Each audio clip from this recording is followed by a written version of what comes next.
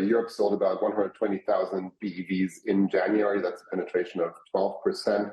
And that's down from an average of about 160,000 BEVs per month last year.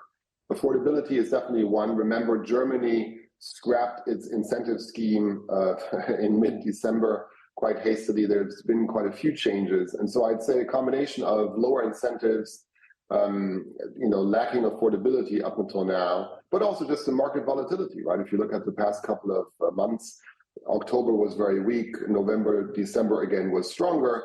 So I'm not quite sure that we're in a full EV winter just yet.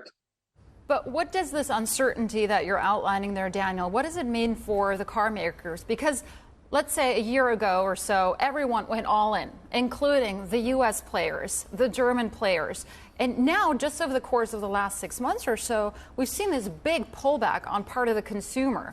Again, part of it is down to affordability. This massive recalibration that needs to be happening in the EV, in the car space overall. Who's set to win here? Who's set to differentiate themselves from the rest? I think you need to separate the three markets very clearly, right? In China, EV penetration up towards 30%, perfectly fine, check next. Europe, regulation is still foreseeing 100% BEV sales by 2035. And until that changes, none of the European OEMs can afford, right, to slow down in their development. And in Europe, the OEMs are kind of on the hook to making this happen. They need to convince consumers to buy more EVs, or they need to convince the regulator to ease up on the targets.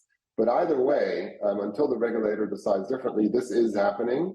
The question is, how costly does it get for the European OEMs? And in the US, where you do not have that regulatory hard barrier at the end of the transition, I think there you've seen for GM, also the administration being a little bit, let's say, more cautious, maybe pushing this out a bit. And so we could see this development slowing in the US, but given the current regulatory landscape in Europe, I don't think OEMs can afford to go any slower. All right. At the same time, though, we're seeing all this overcapacity in China, and they are looking to export that overcapacity to Europe.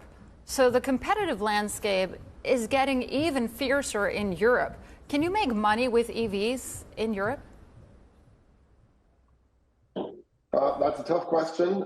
I'd say you need to look at three big sources of capacity, right? We've got the incumbent OEMs that are converting into battery electric vehicles. We've got new startups, you just mentioned, kind of from China or from the US, like Tesla, pushing into Europe. But we also need to consider kind of the Huawei's, the consumer electronics of the world, who might also want to get into this game rather sooner than later. And so there will be immense pressure on the auto sector as a whole and on BEVs. We think that this will force OEMs to innovate a lot faster. We think BEVs can be cheaper to produce than combustion engine cars by the end of the decade. But margins are probably at their peak right now in Europe, around 9%. And we expect that to fall back down to historic levels between 4 and 5 by the end of the decade.